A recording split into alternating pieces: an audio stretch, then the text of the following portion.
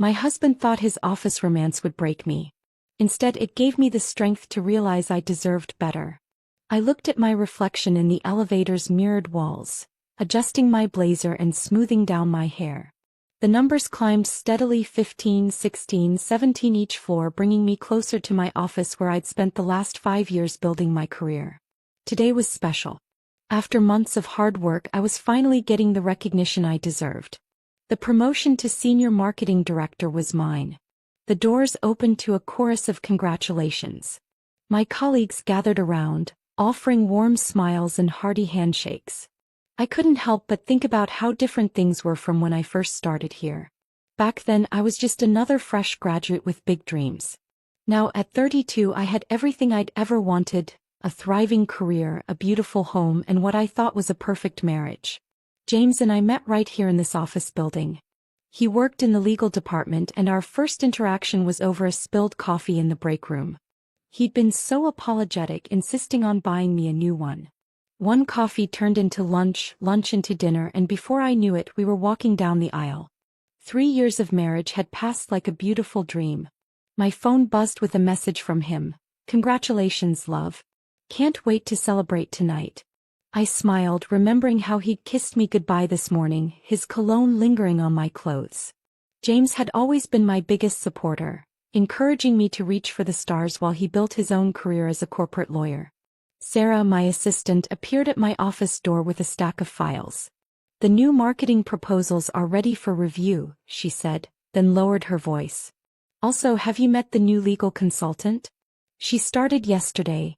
I shook my head, too absorbed in my work to pay attention to office gossip. "Her name's Rebecca Mitchell.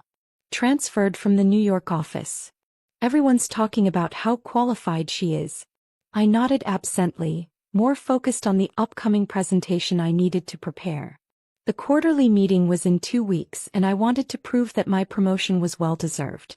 Hours passed in a blur of spreadsheets and strategy documents until Sarah reminded me about the office celebration planned for that afternoon. The conference room was decorated with balloons and a congratulations banner. My team had arranged a small party to celebrate my promotion. James was there too, looking handsome in his navy suit. He handed me a glass of champagne, his fingers brushing mine. "To my brilliant wife," he said, raising his glass. Everyone cheered, and for a moment everything felt perfect. That's when I first saw her, Rebecca Mitchell. She stood near the doorway, tall and elegant in a red dress that seemed a bit too fancy for a regular office day. Our eyes met briefly and she smiled, walking over to introduce herself. "I've heard so much about you," she said, her voice smooth as honey. "James has been telling everyone about his amazing wife." Something about the way she said James's name made me pause, but I brushed it off. I was being silly, letting old insecurities creep in on what should be a happy day. James placed his hand on my lower back, a gesture that usually brought comfort, but today felt somehow different, almost possessive. The party continued, and I mingled with my colleagues, accepting their good wishes. From the corner of my eye, I noticed James and Rebecca engaged in what seemed like an intense conversation. She laughed at something he said, touching his arm briefly. A small gesture, but it sent an unexpected chill down my spine. Later that evening, as James and I got ready for our private celebration dinner, he mentioned Rebecca casually. "She's brilliant, you know. The firm practically begged her to transfer here. She'll be working closely with my team on the merger project." There was an enthusiasm in his voice that I hadn't heard in a while. I pushed away the unease growing in my stomach. "That's great," I said, applying my lipstick with steady hands. "It'll be good to have someone experienced on such a big project." James nodded, but his eyes were on his phone, thumbs typing rapidly. He'd been doing that more often lately, always on his phone, always urgent work matters. At dinner, James seemed distracted. The candlelight flickered across his face as he checked his phone for the 3rd time in 10 minutes. "Sorry," he muttered. "The merger is at a crucial stage." I remembered when our dinner conversations used to flow effortlessly, filled with laughter and plans for the future. Now silence stretched between us like a growing chasm. That night, I lay awake long after James had fallen asleep. My mind wandered back to the office party, to Rebecca's perfectly manicured hand on James's arm, to the way his eyes had followed her when she walked away. My best friend Lisa's words from last week echoed in my head. Sometimes we're so busy being successful that we miss the warning signs. The next morning the office felt different somehow. I noticed things I'd been too busy to see before. How James's office door was often closed now, voices murmuring behind it. How Rebecca seemed to always need his opinion on legal matters, her high heels clicking down the hallway to his office several times a day. How he'd started staying late at work more often, citing the upcoming merger as the reason.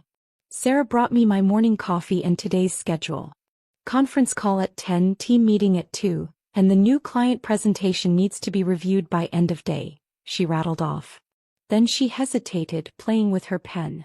Also, thought you should know. There's been some talk in the break room. About James and Rebecca.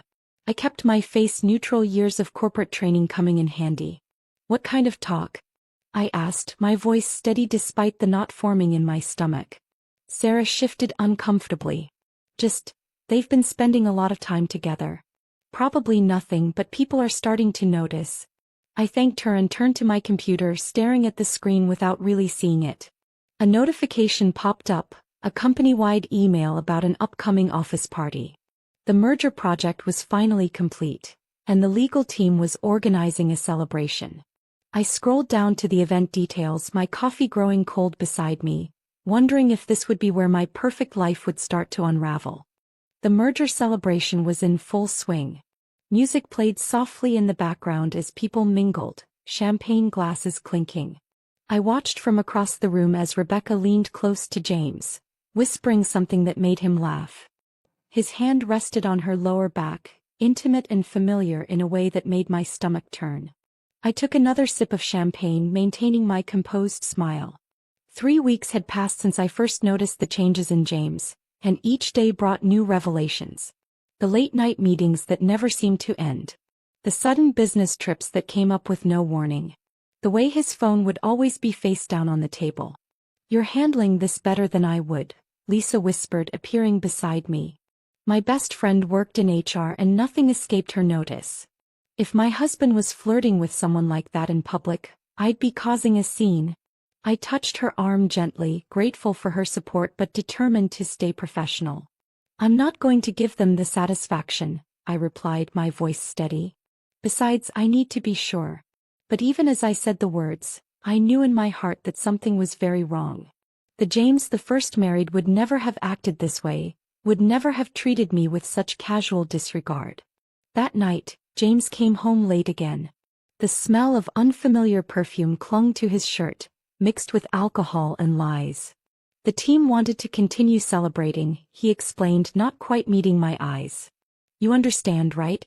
It's been a tough project." I nodded, watching him disappear into the shower, leaving his phone on the bedroom dresser. I stared at the device, its screen dark and tempting. I'd never checked his phone before. Trust had always been the foundation of our marriage. But as I stood there, remembering the way he'd held Rebecca at the party, my fingers itched to know the truth. The phone buzzed with a new message, the screen lighting up. Even from where I stood, I could read the preview. "Tonight was amazing. I miss you already." My hands trembled as I picked up the phone. There was no passcode. James had always said he had nothing to hide from me. How ironic that seemed now. The messages told a story I didn't want to read. Flirtatious exchanges during work hours.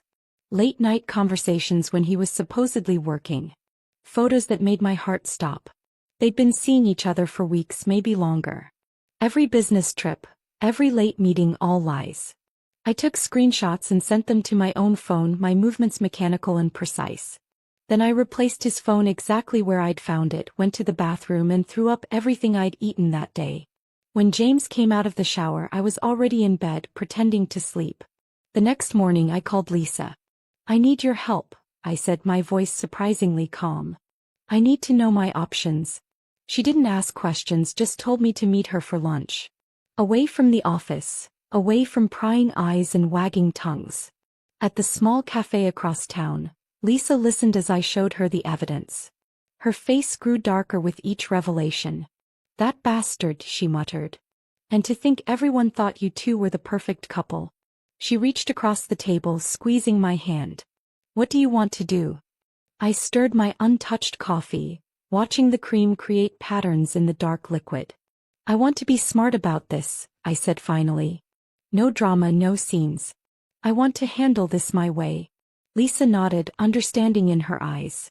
She'd known me long enough to know I never acted without a plan. Back at the office, I watched James and Rebecca more closely. The subtle touches, the lingering glances, the inside jokes, all the things I'd been too blind to see before. They thought they were being discreet, but now that I knew what to look for, their affair was painfully obvious. Sarah continued bringing me office gossip, though now she was more direct about it. They were in the conference room together for 2 hours yesterday, she reported. The blinds were closed. I thanked her, adding this information to my growing file of evidence. That evening, James announced he had another business trip planned. Just 3 days, he said, packing his suitcase. The client in Chicago needs some hand-holding through the final stages. I nodded, helping him pick out ties, playing the role of devoted wife while my mind raced with plans. Once he left, I went through our home office methodically.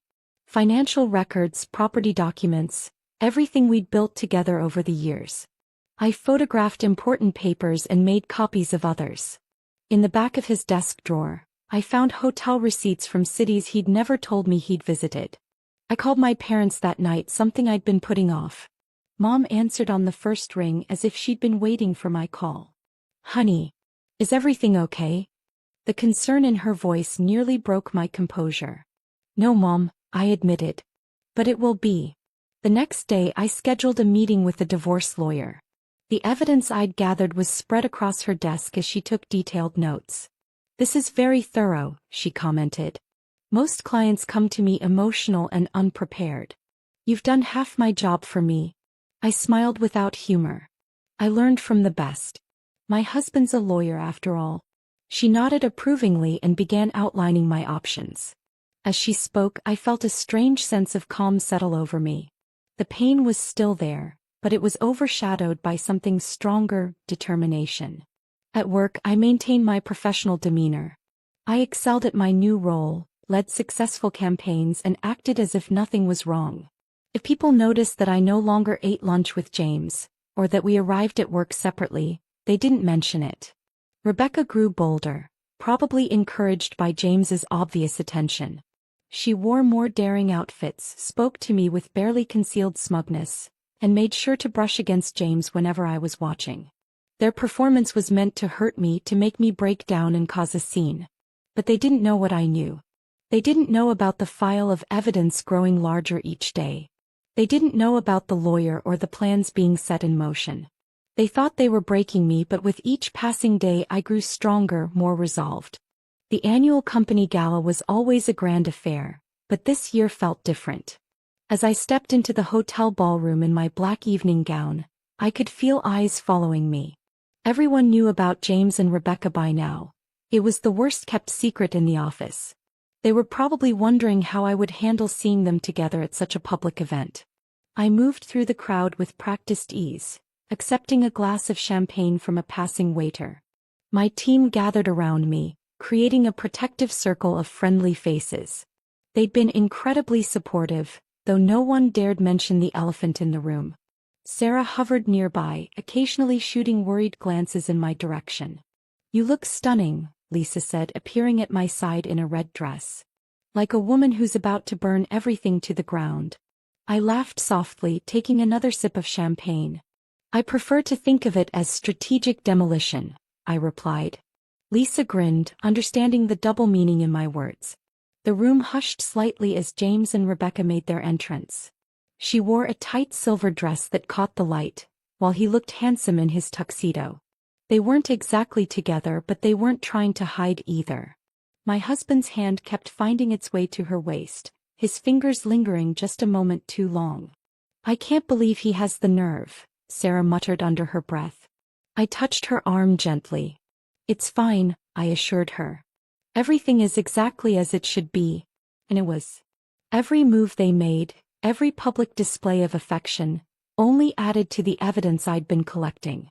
The evening progressed with speeches and awards. Our company had had a record-breaking year, and the CEO was in high spirits. I accepted an award for my department's performance, my voice steady as I delivered my thank you speech. From the corner of my eye, I could see James and Rebecca whispering together at their table. During dinner they grew bolder. Perhaps it was the wine, or maybe they thought I was too defeated to care anymore. Rebecca leaned into James, feeding him bites from her plate. He whispered in her ear, making her giggle like a schoolgirl. The display was calculated to hurt me, to show everyone that he had moved on. I maintained my composure, engaging in pleasant conversation with those around me. The CFO asked about our latest marketing campaign, and I detailed our success with enthusiasm. Nobody would have guessed that under the table my nails were digging into my palms so hard they left marks. The dancing began after dinner. I watched as James led Rebecca to the dance floor, pulling her close as they swayed to the music. They were putting on a show, and the entire room was their audience. People shot sympathetic glances my way, probably expecting me to run out in tears. Instead, I excused myself to the ladies' room, checking my makeup in the mirror. My reflection showed a woman in control, not a hint of the turmoil beneath the surface. The bathroom door opened and Rebecca walked in, her silver dress catching the light. She smirked at me in the mirror. "Oh, I'm sorry," she said, not sounding sorry at all. "This must be so hard for you." I turned to face her, my expression neutral. "Actually, you've made things very easy for me," I replied calmly. Her smirk faltered slightly, uncertainty flickering in her eyes. When I returned to the ballroom, James and Rebecca were still dancing. He spun her around, both of them laughing as if they didn't have a care in the world. As the song ended, he pulled her close and, right there in front of everyone, kissed her deeply. The room went silent. All eyes turned to me, waiting for the inevitable breakdown. James broke the kiss and looked directly at me, challenge written all over his face. He wanted a reaction. He wanted me to scream, to cry, to make a scene that would paint me as the hysterical wife. Tad, I smiled. A genuine, peaceful smile that seemed to unsettle him more than any outburst would have. I raised my champagne glass in their direction, took a sip, and turned back to my conversation with the CFO. The silence in the room slowly gave way to murmurs of confusion. Lisa appeared beside me, concern etched on her face. "Are you okay?" she whispered. I nodded, still smiling.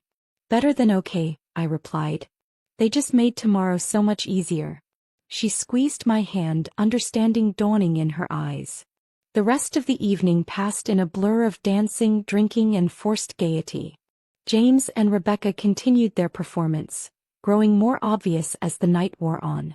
By the time the gala ended, there wasn't a person in the room who hadn't witnessed their behavior. As I waited for the valet to bring my car, I overheard two board members talking. "Disgraceful display," one muttered. "And right in front of his wife." The other shook his head. "Never thought James would be so unprofessional. Wonder what this will do to his chances for partner." I drove home alone, the city lights blurring past my window. James wouldn't be coming home tonight, he hadn't for weeks. But that was fine. Everything was proceeding exactly as planned. His public display of affection with Rebecca was the final piece I needed. In my home office, I opened my laptop and began composing emails. One to HR, one to the board of directors, and one to James's law firm. Each email was carefully worded, professional and factual, detailing the inappropriate relationship between a senior lawyer and his subordinate. I attached photos, screenshots, and witness statements I'd collected over the weeks. The final attachment was a video from tonight's gala, showing their very public kiss. Then I scheduled the emails to send first thing Monday morning. Opening my safe, I pulled out the manila envelope my lawyer had prepared. Inside were divorce papers already filled out and ready to be served. I ran my fingers over the documents, feeling a sense of peace settle over me. James thought his kiss would break me. Instead, it had given me exactly what I needed. I changed out of my gown and climbed into bed, sleeping better than I had in weeks. Tomorrow would be interesting, but tonight I could rest easy knowing that the trap they'd set for themselves was about to snap shut. Monday morning arrived with a storm of chaos. I walked into the office early before most people arrived and settled at my desk with a cup of coffee. Right on schedule at 8 a.m. sharp, my pre-scheduled emails went out. By 8:05 my phone started buzzing with messages. The first call came from HR.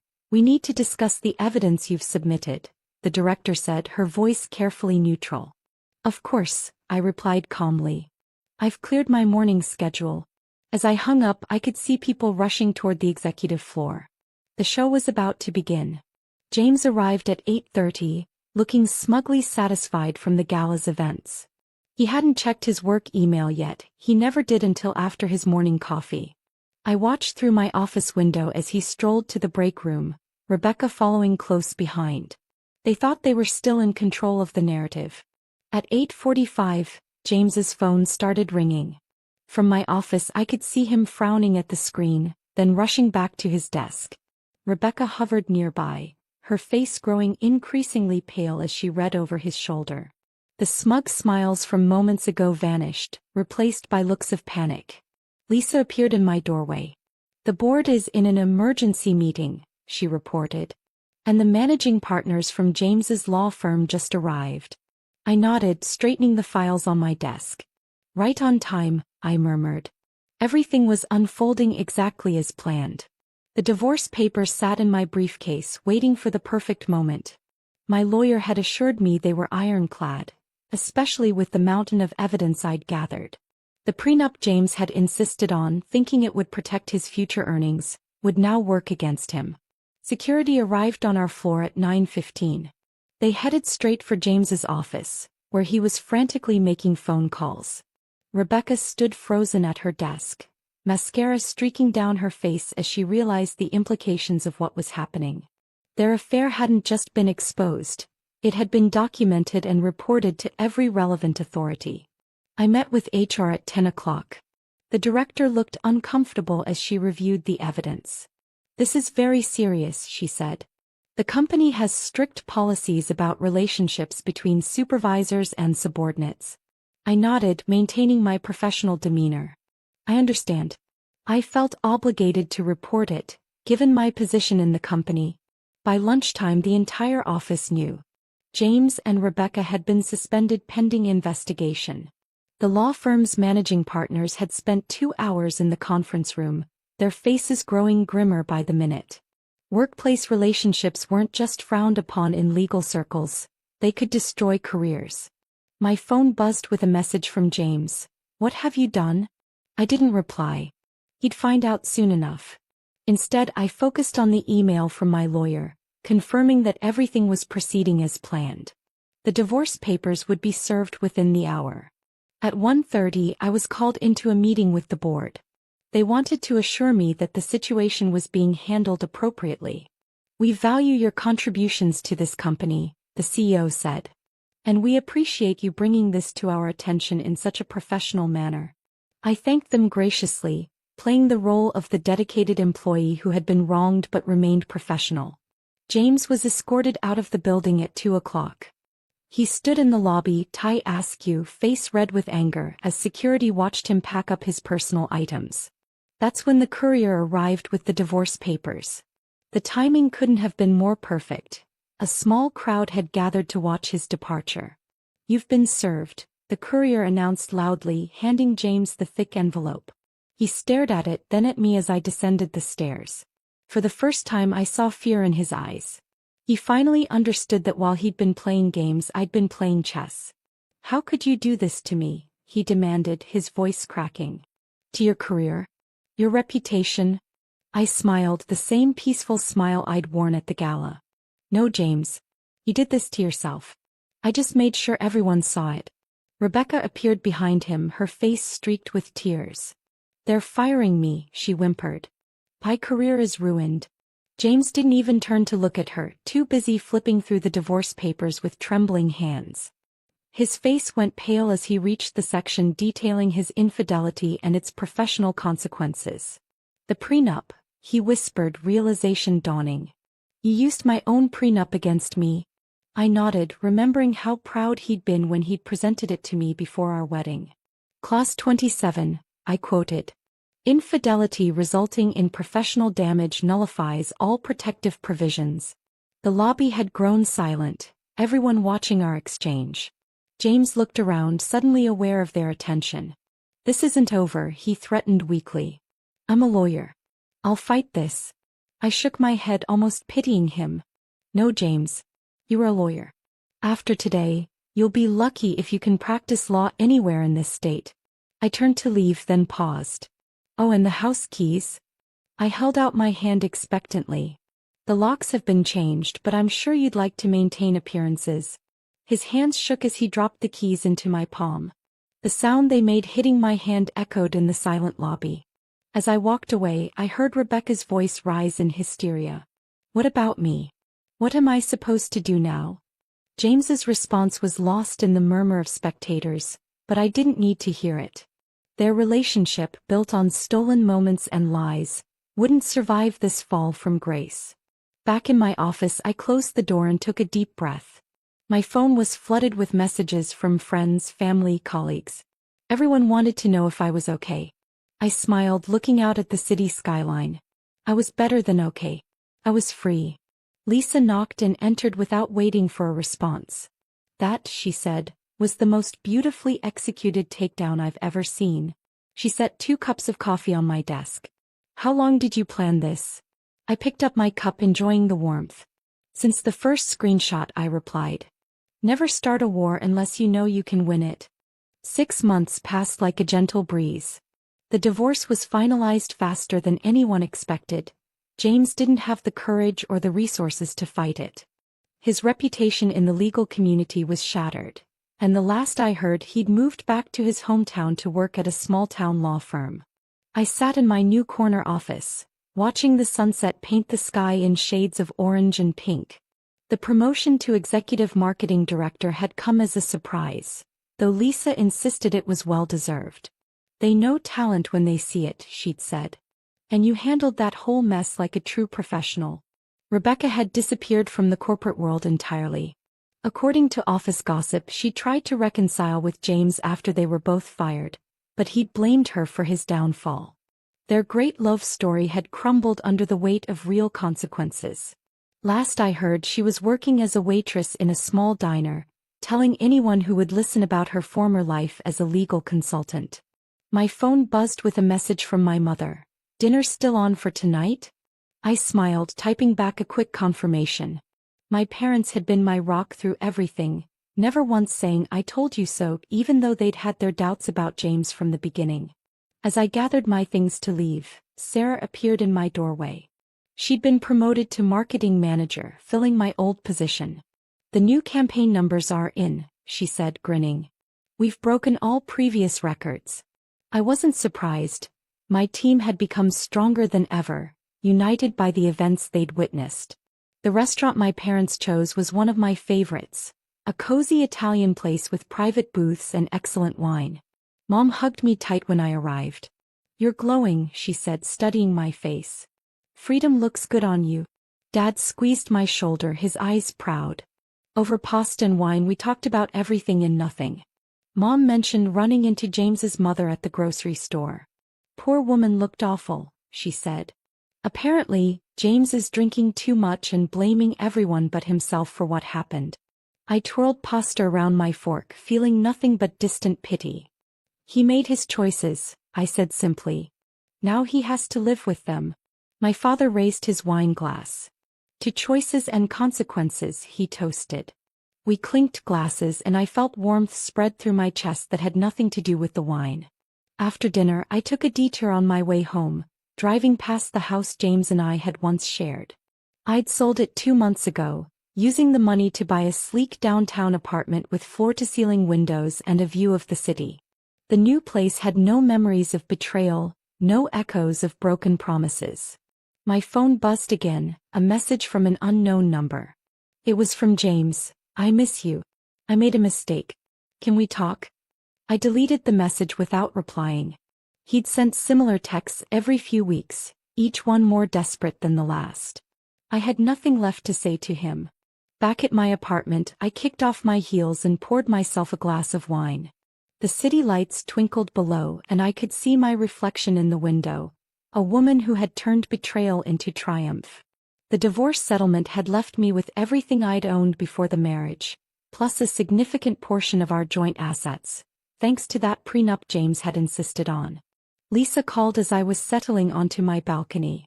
"You'll never guess who I saw today," she said without preamble. "Rebecca." She was serving coffee at that diner near the courthouse. She tried to pretend she didn't recognize me. I could hear the satisfaction in Lisa's voice. "Karma really is a beautiful thing. How's the dating scene?" she asked, changing the subject. I laughed. Several men from the office had asked me out since the divorce, but I wasn't ready. "I'm enjoying being single," I told her. "For the first time in years, I don't have to consider anyone else's feelings or plans. It's liberating." The next morning I had a meeting with the board.